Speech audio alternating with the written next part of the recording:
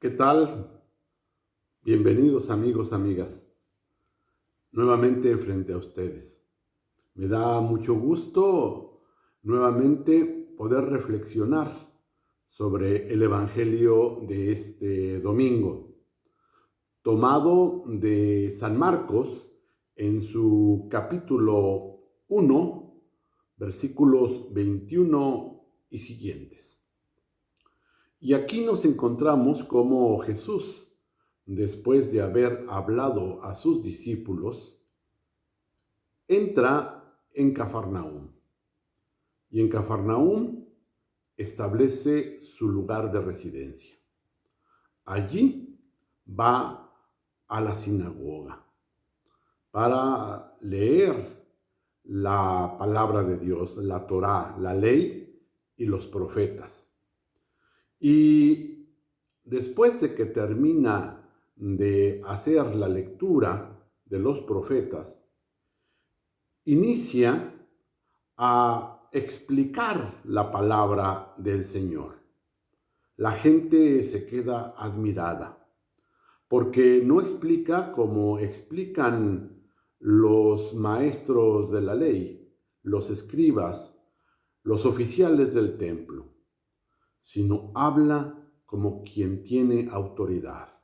Según los exégetas, habla como una persona que sabe lo que está diciendo, que lo vive y que entonces lo presenta con suma claridad, no por lo que otros le dijeron, sino por su propia reflexión y por su propia vida. Está en la predicación cuando se acerca un hombre poseído. Y entonces ese hombre le dice: ¿qué quieres de nosotros, Jesús de Nazaret? Jesús no se amilana. Jesús, con esa misma autoridad, le dice: espíritu inmundo, sal de él.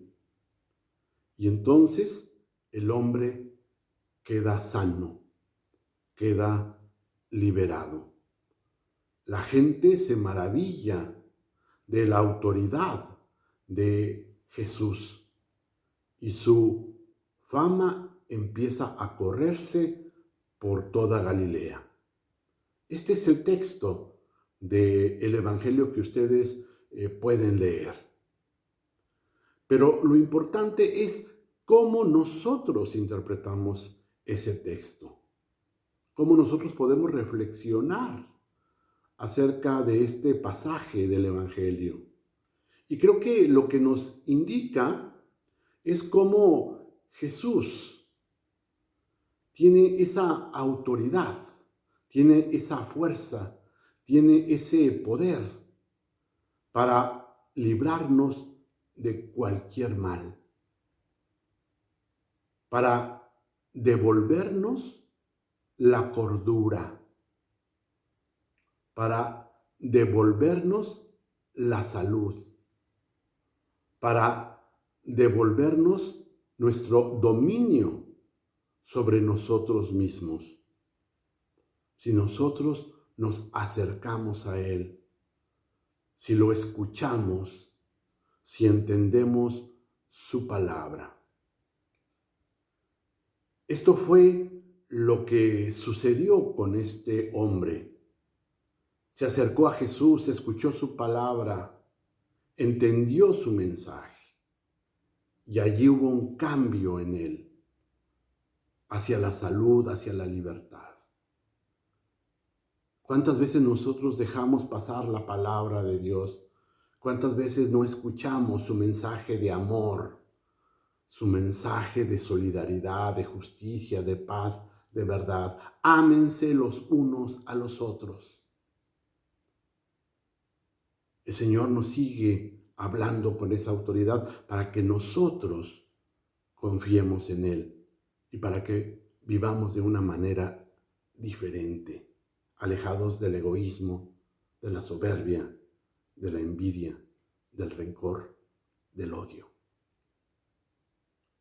Creo que estos momentos difíciles que estamos viviendo en muchas partes del mundo son tiempos para hacerle caso a Jesús, para vivir de acuerdo a su mensaje, para vivir de acuerdo a su doctrina, para vivir de acuerdo a ese proyecto que es el reino de Dios, reino de justicia, reino de paz, reino de verdad, reino de amor.